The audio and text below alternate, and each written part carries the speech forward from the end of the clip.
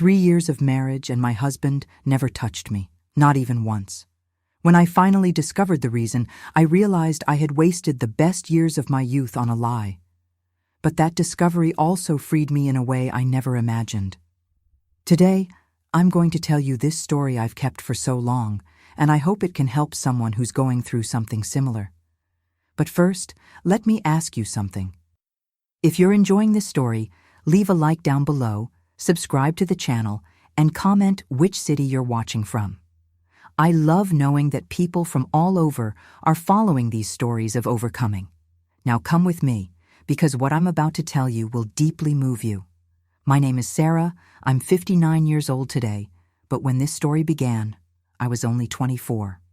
It was 1990, and I lived in Springfield, in rural Ohio, in a simple house with my mother and my 2 younger sisters. My father had passed away 2 years earlier from a sudden heart attack, and since then, my mother worked as a housekeeper to support us. I also worked at a fabric store downtown. I earned a small salary, but it helped with household expenses. Life wasn't easy, but we made do. I had always been a modest girl, raised with traditional values. My mother, Margaret, was a devout evangelical and taught me from an early age that a proper young lady didn't throw herself at men, that you had to save your purity for marriage, that intimacy was sacred and could only happen after being married in church. I truly believed that. I'd never had a serious boyfriend, just some innocent teenage flirtations that went nowhere. At 24, I was a virgin and very proud of it. I thought I was doing the right thing, saving the best of myself for the man God had reserved for me. It was on a Sunday, in March 1990, that I met Robert. He had started attending the church we went to, a Pentecostal congregation in our neighborhood. He was a handsome young man, 28 years old, tall, dark hair slicked back with gel, always in a suit and tie, even in Springfield's unbearable heat. He had a serious, quiet manner, but polite. He worked as an accountant at an agricultural equipment company and lived alone in a small apartment. That caught attention because a single man living alone at 28 was rare at the time. Most stayed with their parents until they married. He started making conversation with me after services. Simple questions at first. How was I? Did I like the sermon? Did I know such and such person from church? I answered politely, but didn't encourage much conversation because I was afraid of seeming forward. But he persisted, always kind, always respectful, until one day he invited me for ice cream after evening service. I looked at my mother, asking permission with my eyes. She gave a discreet smile and nodded yes. We went to an ice cream parlor near the church, one of those old-fashioned ones with formica tables and a noisy ceiling fan. Robert ordered vanilla, and I ordered strawberry. The conversation was easy, natural. He told me he'd moved from Columbus 2 years ago to work in Springfield, that his parents still lived there, that he had a younger brother. He talked about his faith, how he'd been saved at 20, and since then followed the Lord's ways. I told him about my life too, about losing my father, working at the fabric store, my dreams of one day having my own home, maybe my own children. We officially started dating a week later. Robert asked to speak with my mother.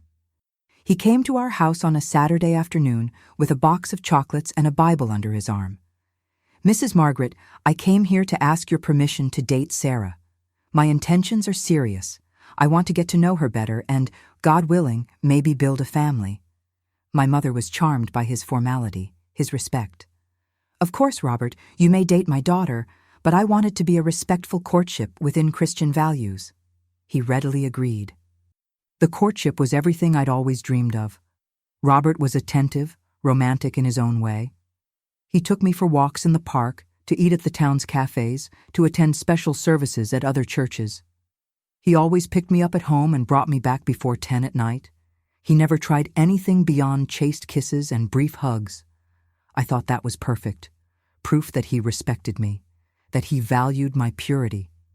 My mother kept saying I'd found a true man of God. There was one time, about 3 months after we started dating, when we were alone in his apartment. I'd gone to bring him a casserole my mother had made because he'd mentioned he had the flu. When I got there, he did look a bit down, with red eyes and a stuffy nose. I heated up the food for him, made tea, stayed there, taking care of him. After eating, he sat on the couch and pulled me close. We stayed there talking, and at one point the mood changed. He looked at me more intensely. He gently touched my face. My heart started beating faster. It was the first time we'd been completely alone with no one nearby. He leaned in and kissed me. A longer kiss than usual. I responded, feeling butterflies in my stomach, a mix of fear and curiosity. But when he realized things were heating up, he pulled away abruptly. "Sorry, Sarah. We can't. It's not right. God is watching." I felt breathless, a bit disappointed, but also relieved. He was proving again that he was a man of principles. 6 months into our relationship, Robert proposed to me. It was on a Sunday after service in front of the whole church. He knelt down, pulled a small box from his pocket with a modest silver ring with a tiny stone and said, "Sarah, will you marry me? Build a family? Serve God together until death do us part?" I didn't think twice. Yes, I will. The whole church applauded. My mother cried with emotion. My sisters jumped with joy. I was fulfilling my dream. I was going to marry in church with a God-fearing man. We set the wedding for 6 months later to have time to save money and organize everything. It would be simple, but in church, with a pastor, hymns, the dream wedding of any evangelical girl. Robert rented a small 2-bedroom house in a working-class neighborhood. We went together to choose the furniture, curtains, kitchen utensils. Everything we bought was a joy, a brick in building our future. During the engagement, we continued with that chaste courtship. Robert never crossed the line, never tried anything beyond innocent kisses. Some of my church friends found it strange. "My fiancé can barely wait for me," said Christine, a co-worker from the store who also attended church. "We have to control ourselves a lot not to sin before marriage. But your Robert seems like he doesn't even have the desire." I got irritated with these comments, defended my fiancé, saying he was different, that he had self-control, that he truly respected the commandments, and I believed it. The wedding day was beautiful. November 9th, 1990, a sunny Saturday. I married in white with a simple dress that my mother and a seamstress friend of hers made. Veil, wreath of artificial flowers, bouquet of daisies. Robert looked handsome in his navy blue suit, white tie, impeccable hair. The ceremony was moving. The pastor spoke about the sacrament of matrimony, about how man and woman become one flesh. We exchanged rings, kissed timidly in front of everyone, and left the church under rice. The reception was simple in the church hall. Finger foods, soda, a 3-tier cake my mother ordered. We danced the waltz, cut the cake, took photos. I was so happy I felt like I would burst. I was finally a married woman. I would finally have my own home, my own family. And finally, that night I would experience what all married women knew, the intimacy of marriage. When the party ended around 10 at night, we went to our house. Robert opened the door and picked me up to carry me over the threshold in the traditional way. I laughed nervously. He set me down, and then we stood there in the living room, looking at each other. I was nervous, obviously afraid, but also excited. It was the night I'd waited 24 years for. He seemed nervous too, running his hand through his hair, loosening his tie. "I'll shower first," he finally said. "You shower too, get ready, and we'll talk." I nodded. He went to the bathroom and I went to the bedroom. I opened the suitcase I'd brought and got the nightgown I'd bought especially for the wedding night. It was white, cotton, simple, but pretty, down to my knees. Nothing daring because that wasn't my style, but it was special. I changed clothes, brushed my teeth in the kitchen because he was in the bathroom, brushed my hair, put on light perfume. My heart was beating so hard I thought it would burst out of my mouth. Robert came out of the bathroom in pajamas, wet hair, entered the bedroom and saw me sitting on the edge of the bed. He looked at me for a long moment and then said, "You look beautiful, Sarah." I smiled shyly. "Thank you." He sat on the other side of the bed, keeping distance. We stayed in silence for a few minutes until I finally asked, "Are you nervous?" He nodded. Very. Me too, I said. But it's normal, right? It's the first time for both of us. He turned to me with a strange expression I couldn't decipher. Sarah, I was thinking, couldn't we wait until tomorrow? We're very tired. It's been a long day. I didn't understand. Tomorrow? But today is our wedding night. I know, he said, looking away. But I'm really exhausted, and I want it to be special. Not something done in a rush, with exhaustion. Tomorrow we'll be more rested. I was disappointed but understood. It really had been a long, stressful day. Okay, I agreed. Tomorrow then. He smiled with relief, kissed my forehead, and lay down on his side of the bed. I lay down on my side.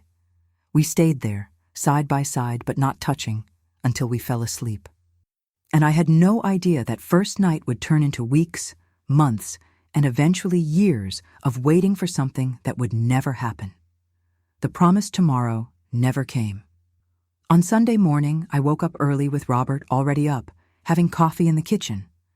He was dressed in a dress shirt and pants, ready to go to church. Good morning, honey, he said, giving me a quick kiss on the cheek. I made coffee and toast. Eat, because we have to leave for service soon. I sat there dazed, still processing that the night before hadn't been what I expected, but I thought that night when we returned would be different. We came back from church in the late afternoon, ate lunch that my mother had sent over, stayed in the living room talking about plans for the week, how he'd return to work on Monday, and so would I.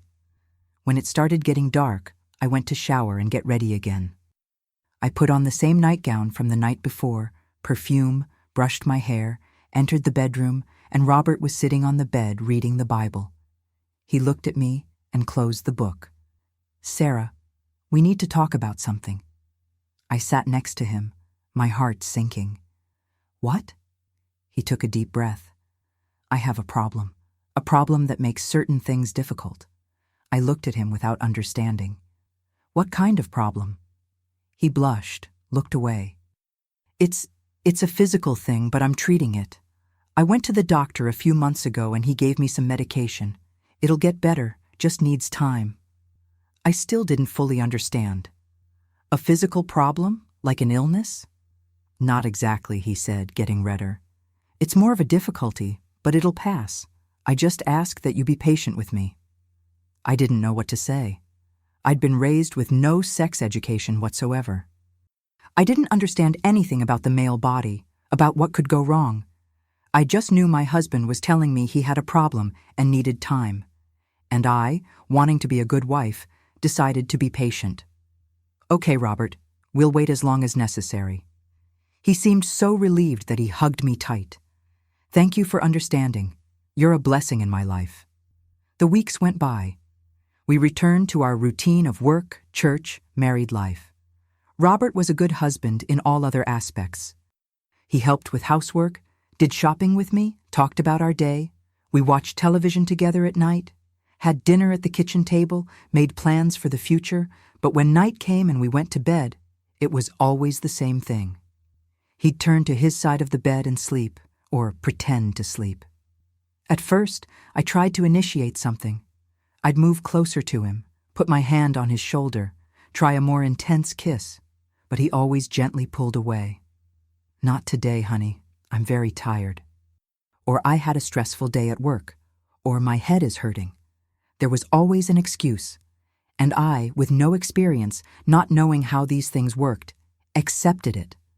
I thought it was normal, that men could also not be in the mood, that I had to respect that. After 2 months of marriage, my mother started asking subtle questions. So, daughter, any news to tell me? She wanted to know if I was pregnant. In her mind and mine too, until then, marriage meant children soon after. But how would I have a child if I hadn't even consummated the marriage? No, Mom, not yet. She frowned. Are you two using protection? I lied. We are. We want to enjoy just the two of us first. She didn't seem convinced, but didn't insist. The church ladies also started commenting. Rosemary, an older woman from the congregation, pulled me aside after service. Sarah, can I give you advice from a more experienced woman? Of course, Mrs. Rosemary. She lowered her voice. In the first months of marriage, it's important, how do I say this, to be a complete wife to your husband. Understand? If you refuse him too much, he might look elsewhere. I turned red with shame and anger. I don't refuse him anything, Mrs. Rosemary. She blinked in surprise. Oh, then that's good. Sorry if I meddled where I shouldn't. That left me thinking. Was the problem me? Was I not attractive enough? I started dressing up more, bought prettier sleepwear, started wearing light makeup, but nothing changed. Robert remained distant in that aspect. In everything else, we were a normal couple. We went out, talked, laughed together, but in intimacy, there was an invisible wall I couldn't break down. At 6 months of marriage, I tried to talk about it more directly. Robert, are you still taking those medications the doctor prescribed? He was washing dishes and stopped, becoming tense. I am. Why? Because it's been months and we still haven't. I couldn't finish the sentence. He sighed. Sarah, these things take time. It's not overnight that it gets resolved. I need you to continue being patient. But until when? I asked, feeling tears threatening. I want to be your wife for real. I want to have children. He interrupted me, coming to hug me. I know. I want that too. But pressuring me only makes it worse. You don't understand how difficult this is for me, how inadequate I feel. Your demands only make me more anxious. I felt enormous guilt. He was right. I was being selfish, thinking only of myself when he was suffering with a health problem. I'm sorry. I won't pressure you anymore. We'll go at the right pace. He kissed my forehead. Thank you for understanding. After that conversation, I stopped bringing up the subject. I pretended I didn't care, that everything was fine, but inside something was dying. My self-esteem plummeted. I started feeling ugly, undesirable, defective. I'd look in the mirror and see a woman that not even her own husband wanted to touch. I lost weight because I had no appetite. I got dark circles because I slept poorly. My mother noticed something was wrong, but I lied, said everything was great. It was around this time that I met Patricia. She was new at the fabric store, transferred from another location. She was a woman about 35, divorced, with no filter when speaking. During lunch break, the girls talked about husbands, about intimacy, and I always stayed quiet, having nothing to contribute. Until one day, Patricia asked me directly, "And you, Sarah, how is it with your husband? How long have you been married?" 6 months, I answered quietly. "And it's good." She narrowed her eyes. "Is it good, or are you saying it's good?" I felt embarrassed. The other girls laughed, thinking it was shyness. "She's too shy to talk, right, Sarah?" I smiled awkwardly and changed the subject. But Patricia kept watching me with that analytical look of hers. A few days later, she pulled me aside. "Can I ask you a personal question? Your husband, does he touch you?" I turned red. "That's very personal, Patricia." "I know, but I'm asking because I've noticed some things. You seem unhappy and have a neediness in your eyes that's not normal for a newlywed." I felt like crying right there. I couldn't hold back and told her everything. The 6 months without intimacy, the excuses, the health problem he claimed to have, the feeling of failing as a wife. Patricia listened without interrupting. When I finished, she shook her head. "Sarah, I don't want to scare you, but this isn't normal. A healthy 28-year-old man doesn't go 6 months without touching his wife, especially a pretty wife like you. Something's wrong here." "But he said he has a problem he's treating." She made a skeptical face. "What kind of problem? Have you seen a prescription? Seen him taking medicine?" I thought about it. No, I never had. That conversation planted a seed of doubt in my head. I started paying more attention. I looked for medications in the apartment but found nothing. Looked for medical prescriptions, nothing. Could he be lying about the treatment? But why would he lie? I tried asking about the doctor. "Robert, who's the doctor treating you? Maybe I could go with you to an appointment to better understand what's happening." He got irritated. "You don't need to go. It's a man thing. You wouldn't understand. And please, stop talking about this. You promised you'd stop pressuring me. I felt small again. He was right. I had promised. So I went back to pretending everything was fine, but inside, I was falling apart. The nights were the worst. Lying next to him, feeling the warmth of his body so close but so far, feeling rejected, ugly, useless. Some nights I'd cry quietly, face buried in the pillow so he wouldn't hear. Other nights I'd stay awake just staring at the ceiling, wondering what was wrong with me. On our 1-year anniversary, I tried to make a special night. I cooked his favorite dish, set the table with candles, wore something nice. After dinner, I was more direct than ever. Robert, today marks 1 year since we got married. 1 year, and we still haven't, I'm still not your wife completely. This can't continue like this. He pushed his plate away, losing his appetite. Sarah, please don't ruin the night. I'm not ruining it. I'm trying to save our marriage. This isn't normal. We're married. Married people do these things. He got up from the table abruptly. You think I don't know that? You think I don't feel bad? That I don't feel like a failure as a man? I'm trying, Sarah. I'm trying to fix it, but you constantly demanding only makes everything worse. I started crying. I just want to understand. I just want to know if it's something I did, if it's something about me that repulses you. He went pale. It's not you. It was never you. The problem is me, and I'll fix it. I just need more time. More time, always more time. I'd already given a year of time. How much more did he need? But again, I swallowed my frustration, my pain, my confusion. I'm sorry, I said quietly. I don't want to pressure you.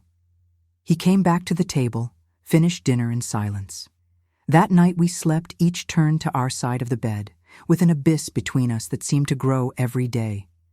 The following months were more of the same. Work routine, church, a marriage that was marriage in name only. My mother was getting impatient. I don't understand why you don't have children yet. You're 26. You can't wait too long, or it'll get harder. I made up that we were trying, but it wasn't happening. She suggested I see a doctor, that maybe I had a problem. I went to a gynecologist to do some tests, more to get my mother off my back than because I believed the problem was me. The doctor, after examining me, said I was perfectly healthy and fertile. Actually, she said something that confused me even more. You mentioned you've been married over a year and trying to get pregnant, but according to the exam, your hymen is still intact. I froze. What? You're still a virgin, Sarah. I felt the world spin. What do you mean? I'm married. She looked at me with an expression that mixed pity and concern. I know you're married, but physically you've never had relations. This is unusual. Is everything okay at home? I lied that yes and left there in shock. A virgin. After more than a year of marriage, I was still a virgin, and the pieces finally started falling into place. Robert didn't have any health problem. He simply didn't want to be with me. The question I couldn't answer was, why? After the gynecologist appointment, I went home in a state of shock. Robert hadn't arrived from work yet. I sat on the couch and stayed there looking at nothing, processing that information. Virgin. More than a year of marriage, and I remained a virgin. It wasn't normal. It couldn't be normal. And for the first time, I allowed the doubt I'd been suffocating for months to surface with full force. Robert was lying. He didn't have any health problem. But then what? Why would a man marry and not touch his wife? I started paying attention to things I'd previously ignored, small details my brain had registered, but I'd swept under the rug. The way Robert avoided any situation that could lead to intimacy. How he never saw me change clothes, always left the room when I was going to get dressed. How he took long showers, sometimes twice a day, locked in the bathroom. How his gaze never lingered on my body, even when I was in a nightgown. There were also the increasingly frequent outings. Robert had started going out alone on Saturday afternoons, saying he was visiting a friend from the company. He'd come back late, close to midnight, always with the same excuse. They were talking, and time got away. I'd never questioned it because I trusted him. But now, with the seed of distrust planted, I started questioning everything. I tried looking for clues in the apartment, went through his drawers when I was home alone. I looked for letters, photos, anything that would explain his behavior. I only found normal things, documents, bills, some old family photos, nothing suspicious. But in a box at the back of the closet, I found something that made me stop. They were magazines, men's magazines, the kind that came in plastic bags and were sold at newsstands with scantily clad women on the cover. My first thought was strange relief. So he did feel attraction. To women. It meant that maybe the problem really was me, that I didn't attract him, but other women did. That conclusion was painful, but at least it made some sense. I put the magazines back and didn't say anything, but it kept circling in my head. If he felt attraction to women, why not to me? It was Patricia who brought up another possibility I'd never considered. We were on lunch break, and I'd told her about the doctor's appointment, about still being a virgin. She was silent for a while, then said, "Sarah, I'm going to ask you a difficult question. Don't get mad at me. Have you considered the possibility that your husband doesn't like women?" I looked at her without understanding. "What do you mean doesn't like?" "That he likes men." It took me a few seconds to process what she was suggesting. I felt my face get hot. "No, Robert isn't. He can't be. He's a Christian. He goes to church." Patricia took my hand. "Sarah, there are plenty of Christian people who are gay. The two things aren't mutually exclusive. I know it's hard for you to consider, especially with how you were raised. But think about it. Why would a man marry and never touch his wife? Why would he avoid every form of intimacy?" I shook my head vehemently. "No, that's not it. He loves me. He said he loves me." She sighed. "Loving and desiring are different things, Sarah." I left that lunch break with my head exploding. It couldn't be. Robert couldn't be gay. That word didn't even really cross my mind. At church, homosexuality was a sin, an abomination, something unthinkable. Robert was a man of God. He couldn't be that. But what if he was? What if he'd married me to hide, to seem normal before the church and family? I tried to push those thoughts far away, but they kept coming back like persistent flies. I started observing Robert differently, the way he talked about this friend he visited on Saturdays, John, a guy who also worked at his company. He always spoke of him with special affection in his voice. "John is so smart. John understands me like no one else. John said this. John did that." Was it just friendship, or was there something more? One Saturday, when Robert left again to visit John, I did something I'd never done. I followed him. I waited for him to leave, took the bus in the same direction I saw him take, and tried not to lose sight of him. My heart was beating so hard I thought I'd faint. He got off the bus in a neighborhood I didn't know well, walked a few blocks, and entered a building. I stayed across the street, hidden behind a tree, feeling ridiculous and desperate at the same time. I stayed there for almost an hour, not knowing what to do, until I saw him come out of the building, but he wasn't alone. He was with a tall, blonde, handsome guy with glasses. They were laughing, talking animatedly. And then I saw something that made my world stop. The guy put his hand on Robert's back in a gesture that was too intimate to be just friendship. Robert didn't pull away. Actually, he seemed comfortable with the touch. They said goodbye at the building entrance, and Robert headed to the bus stop. I ran home. I got there before him. I sat on the couch trying to process what I'd seen. When he arrived, he came in cheerful, whistling. "Hi, honey. Sorry I'm late. Time flew." I looked at him, and for the first time in a year and a half of marriage, I felt anger, real anger. "How was the visit with John?" I asked, observing his reaction. He didn't show anything out of the ordinary. "It was good. We talked about work, about some football stuff." Liar, I thought, but said nothing. In the following days, I paid even more attention. I noticed Robert received calls on the landline that he always answered in another room, speaking quietly. Once, when he was in the shower, the phone rang and I answered. The voice on the other end was male, young. "Hello, is Robert there?" "He's in the shower. Want to leave a message?" There was a pause. "No, I'll call back." And hung up. When Robert came out of the shower, I mentioned, "Someone called for you." A man's voice, didn't leave a message. I saw him tense for a split second. "Must be from work. I'll call back later." It was becoming increasingly obvious he was hiding something. And I was increasingly convinced that Patricia was right, but I still didn't have the courage to confront him. I was afraid of the truth, afraid my life would crumble, afraid of what people would say, afraid of the church's judgment. So I continued pretending I didn't see the signs, that I didn't suspect anything. But the tension at home kept increasing. We fought more over small things. Robert was more irritated, more emotionally distant too. There were days we barely talked.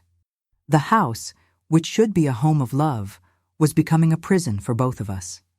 I felt lonely even being married. I slept next to him every night, but it was like sleeping next to a stranger. My mother started noticing something was very wrong. She called me to her house one Sunday after service. "Sarah, sit here. I need to talk to you. What's happening with you and Robert? You're not well. Everyone at church is noticing." I tried to lie one more time. "Everything's fine, Mom." She shook her head. "It's not. You're unhappy. You've lost too much weight. You have dark circles. You don't smile anymore. And where's that grandchild you promised me?" I couldn't take it anymore. I started crying right there. A desperate cry that came from months of hidden suffering. My mother hugged me, scared. "What is it, daughter? What did this man do to you? Does he hit you?" I shook my head. "Worse than that, Mom. He doesn't touch me." "He's never touched me, not once in a year and a half." She pulled away, looking at me confused. "What do you mean he doesn't touch you? You're married." "I know," I cried harder. "But he always has an excuse, always says he has a health problem. But I went to the doctor and found out I'm still a virgin, Mom. A virgin." My mother went white. "That's not possible. You sleep in the same bed?" "We do. But he doesn't want anything with me, and I can't take it anymore.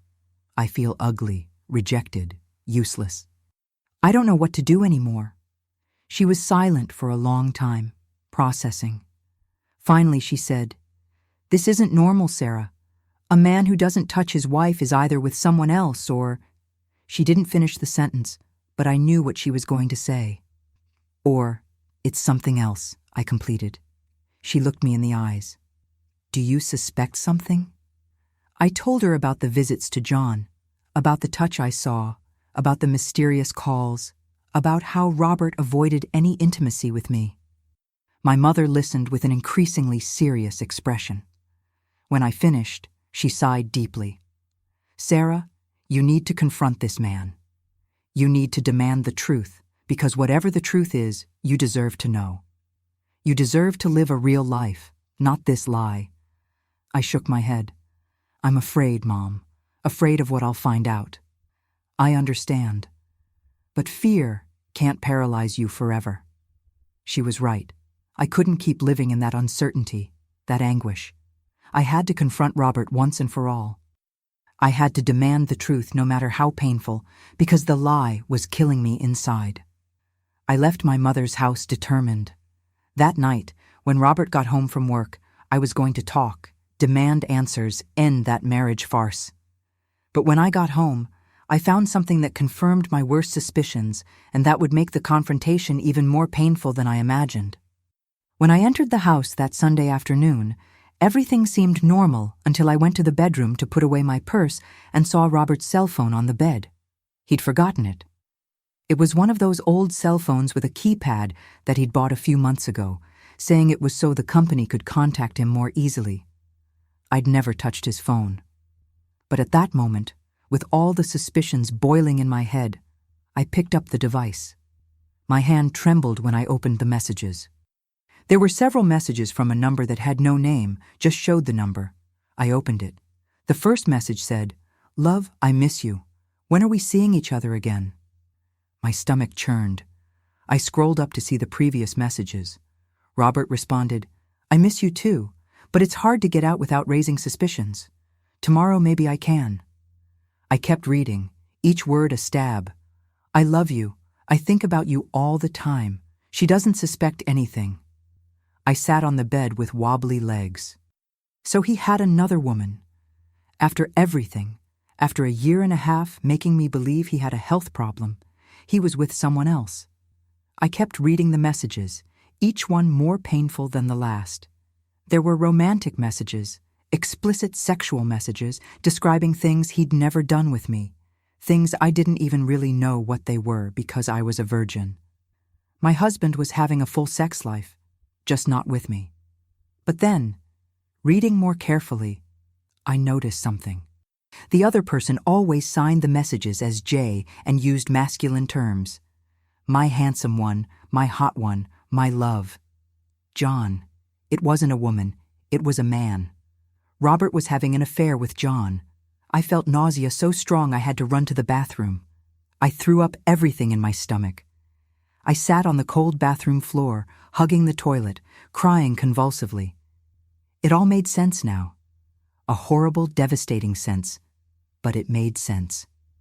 Robert was gay. He'd married me to hide, to have a facade of normalcy before the church and society. I was his cover, the convenient lie that allowed him to live his real life in secret. All those Saturdays, he said he was visiting his friend. He was having romantic encounters. All those nights he slept next to me without touching me, he was probably thinking of him. I stayed there on the bathroom floor for I don't know how long until I heard the front door open. "Sarah, are you home?" It was Robert. He'd come back to get his phone. I got up trembling, washed my face, and came out of the bathroom.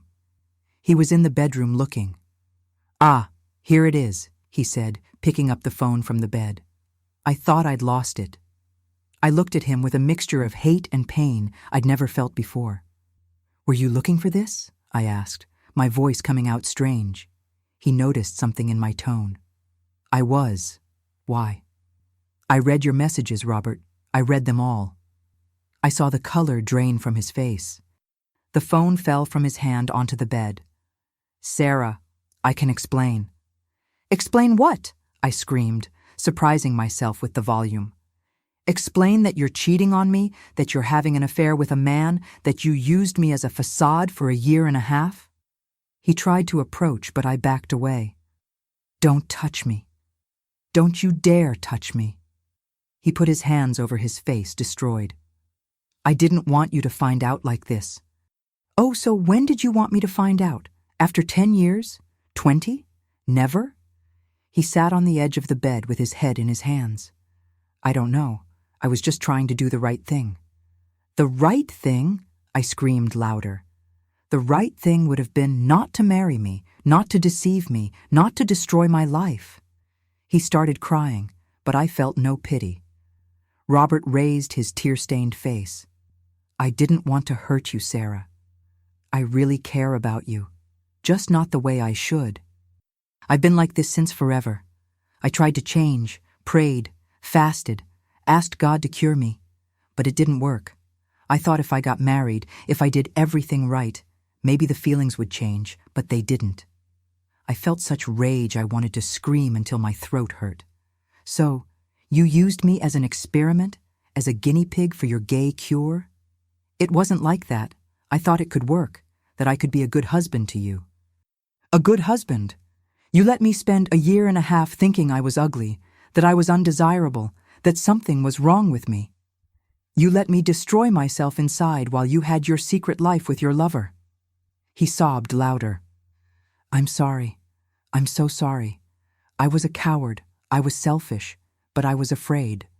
Afraid of what the church would say, what my family would say. Back then, being this was unthinkable. It was a sin. It was an abomination. I couldn't come out. So you sacrificed me to save your reputation? Is that it?" He didn't answer, just kept crying. I stopped screaming. My anger was giving way to a deep sadness, almost unbearable. "Since when?" I asked, my voice calmer. "With John. Since when?" He wiped his face with the back of his hand. "Since before I married you, we worked together, it became friendship, and then it became more. I tried to end it when I started dating you, but I couldn't. I couldn't stay away from him. I felt my heart break even more. So you were with him the whole time during our courtship, during our marriage?" "Yes," he whispered. "I'm sorry." I took a deep breath, trying to maintain composure. "Do you love me in any way? As a person?" "Yes, you're special to me, Sarah, but not the way a husband should love a wife.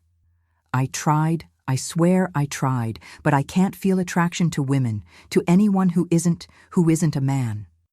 Those words spoken out loud were finally both liberating and devastating. At least now I knew. The truth, as painful as it was in front of me. "You need to leave," I said, with a calmness I didn't know where it came from. "Now." He stood up, startled. "Sarah, we can talk. There's nothing to talk about. You lied to me, deceived me, used me. I don't want you here. Get your things and go." "But this is my house too. I paid for it." "I don't care. You can have everything. I just want you away from me." He stared at me for a long moment. "And are you going to tell? The church? My family?" I thought about the question. Part of me wanted to destroy him like he'd destroyed me. Wanted to expose the lie.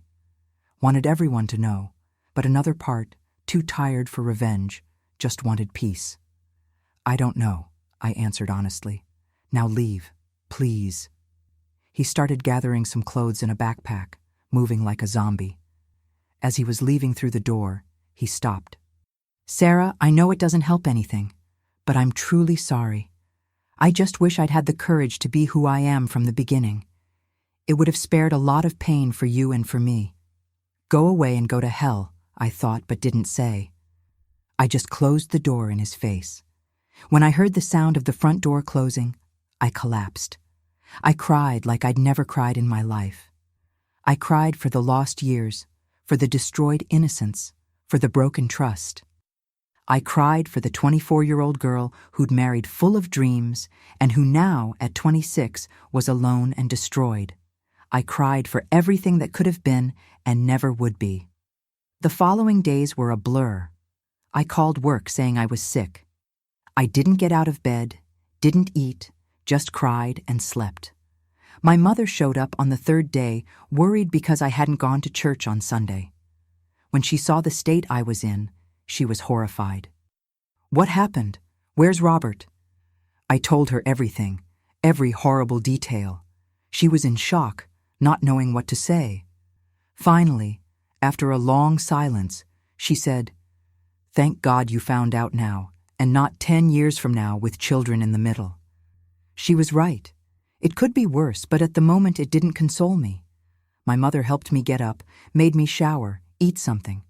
She called the pastor asking for an urgent meeting. In the meeting with the pastor, he was shocked, but not disbelieving. "Unfortunately, it's not the first time I've seen this happen," he said. "Men trying to suppress who they really are, using marriage as a mask. It's sad for everyone involved." He offered to help with the annulment process. The news spread through the church with frightening speed. Suddenly, everyone knew my marriage had ended, and, although they didn't know the complete details, they speculated. Some people looked at me with pity, others with morbid curiosity, one or two with judgment, as if I was somehow to blame. I stopped attending. I couldn't stand the looks, the whispers, the poorly disguised questions. Robert tried calling me several times. I didn't answer. Until one day he showed up at the store where I worked. Patricia faced him and said if he didn't leave, she'd call security. He left, but before he did, he left a letter. I read it that night. It was a long letter asking forgiveness, explaining that he too was a victim of a society that didn't accept who he was, that he'd done the best he could in the circumstances. It ended saying he was moving to New York City to live with John, to finally be free. He wished I would also find my freedom and happiness. I tore the letter into little pieces. Freedom. He talked about freedom while he'd trapped me in a lie for years. But at the same time, A small part of me understood the desperation of having to hide who you really are, understood the fear, understood the loneliness of living a lie. It didn't justify what he'd done to me, but I understood. And it was that understanding, as painful as it was, that began my healing process, because I realized it wasn't about me. It never had been. It wasn't because I was ugly or undesirable. It was because I was a woman, and he didn't desire women. Simple as that, cruel as that. The following months were of reconstruction, slow, painful, but necessary. I went back to live with my mother temporarily. She welcomed me without judgment, just with a mother's love. My sisters also supported me, each in their own way. The youngest, Julia, spent hours talking with me, trying to make me laugh. The middle one, Fern, more practical, helped me with all the divorce paperwork, which at the time was still complicated and time-consuming. I continued working at the fabric store.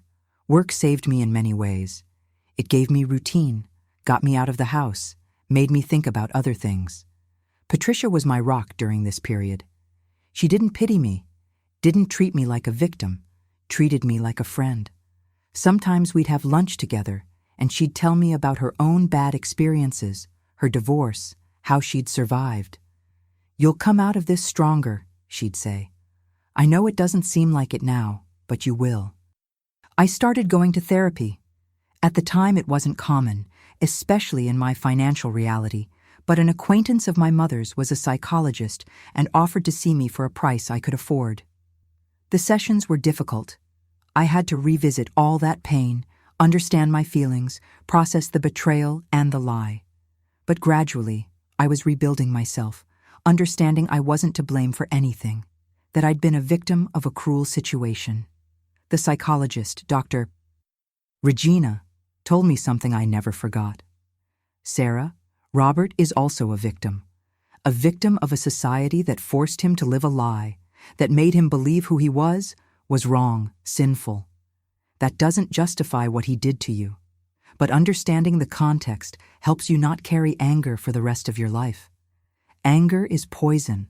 You can choose not to take that poison with you." Those words freed me in a way I didn't expect. The divorce process took almost a year. Robert didn't contest anything, signed everything he needed to sign. I heard through third parties that he really had moved to New York with John, that he was working there, living the relationship openly. Part of me was angry at the ease with which he restarted his life. But another part, the part that was growing and maturing through therapy, was happy for him. Happy that at least one of us had managed to be authentic. When the divorce finally came through in 1993, I was 27 years old. 3 years had passed since that marriage full of hope. 3 years I considered lost. But Dr. Regina taught me to see it differently. It wasn't lost time, Sarah. It was learning time.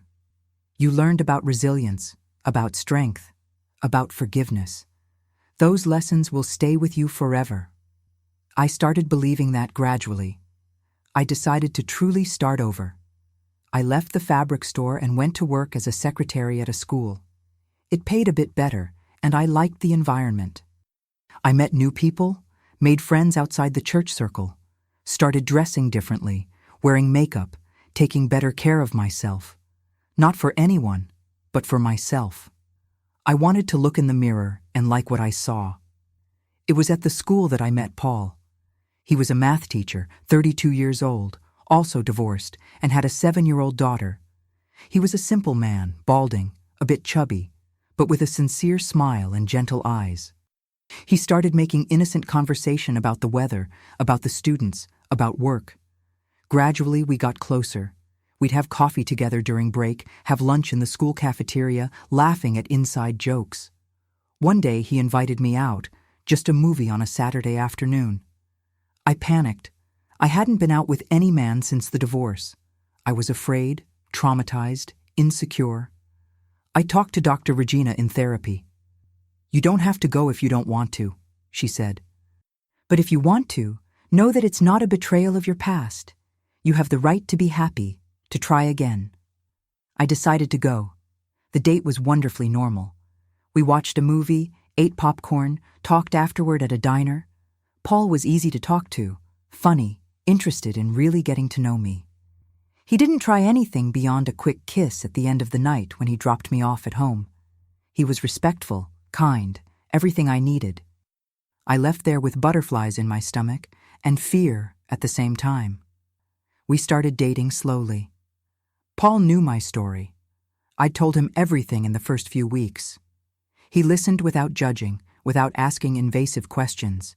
He just said, "That must have been very difficult, but you survived. You're a strong woman." With him, for the first time, I didn't feel broken. I felt seen. Intimacy was a challenge. Even after years, even divorced, I was still a virgin. I still had fear, insecurity about my body, about being desirable. Paul was patient, didn't rush me, didn't pressure me, waited until I was ready. And when we finally were together for the first time, at 29 years old, 7 years after getting married the first time, it was special. It wasn't perfect, it was awkward and nervous, but it was real. It was with someone who truly desired me, who wanted to be with me. I married Paul 2 years later, in 1995. It was a civil ceremony, simple, just with close family. I didn't want a church, didn't want a big party, just wanted to celebrate with the people I loved. And this time, it was real. It was true. We had 2 children, now adults and independent. We built a beautiful life together, with ups and downs like every marriage has, but with honesty always. Paul died 4 years ago from cancer. I miss him every day. About Robert, I heard he lived with John for many years in New York. Word reached me through mutual acquaintances that they were happy, that they had their own business, that they lived openly. I was genuinely happy for him. I didn't hold a grudge. It took time, but I managed to forgive. Not for what he did, but for myself, because carrying anger only hurt me. Robert passed away in 2010, also from cancer. I went to the funeral. John was there, devastated, being consoled by friends. When he saw me, he didn't know if he should approach. I approached him. "I'm sorry," I said. "He loved you very much." John started crying. "Thank you. He always spoke of you with respect, always said you were a special person, that you deserved more than he could give." That comforted me in a strange way. Today, at 59 years old, I look back and see those 3 years of marriage with Robert not as lost time, but as part of my journey. Was it painful? It was. Was it unfair? Completely. But it also taught me valuable lessons. It taught me about compassion, about forgiveness, about resilience. It taught me that life is rarely black and white, that people are complex, that we're all fighting invisible battles. I also learned about the cruelty of a society that forces people to live lies. Robert wasn't a monster. He was a gay man in a time and community where being gay was unthinkable. He made wrong choices, yes. He hurt me deeply, but he also suffered. And recognizing that doesn't diminish my pain, but it allows me to live in peace. If there's anything I'd like to say to anyone going through something similar, it's this: you're not alone. And it's not your fault. If you're in a marriage without intimacy, if you feel something's wrong, trust your instincts. Seek help, talk, demand truth, because you deserve to live an authentic life with someone who loves and desires you completely. And if you're someone living a lie, hiding who you really are out of fear of judgment, know that the truth always liberates. It may be painful at first, may cost relationships, may be difficult, but living authentically is the only path to true happiness. And involving other people in your lie only multiplies the pain. I don't hold resentment toward Robert. I hope that wherever he is, he found peace. And I hope John was also able to move forward after the loss. We all deserve love. We all deserve to be who we really are. And we all deserve truth. My story isn't unique. I know many women and men have gone through and go through similar situations, facade marriages, lives lived in lies, years lost trying to make something work that was broken from the start. But I want you to know it's possible to start over. It's possible to find happiness again. It's possible to forgive and move forward. Today I live alone, but not lonely. I have my children, my grandchildren, my friends. I have a life full of meaning and purpose, and when I look in the mirror, I like the woman I see. A woman who survived, who grew, who learned, who forgave. A strong woman, not because she never fell, but because she always got up. Those 3 years of marriage with Robert seem like a lifetime ago now. They were difficult, they were painful, they almost destroyed me, but they didn't. And in the end, they made me who I am today. And for that, in a strange way, I'm grateful. Grateful for the pain that taught me strength, grateful for the betrayal that taught me truth, grateful for the end that allowed me a new beginning. If you're listening to me and going through something similar, know this: it will pass. The pain isn't eternal.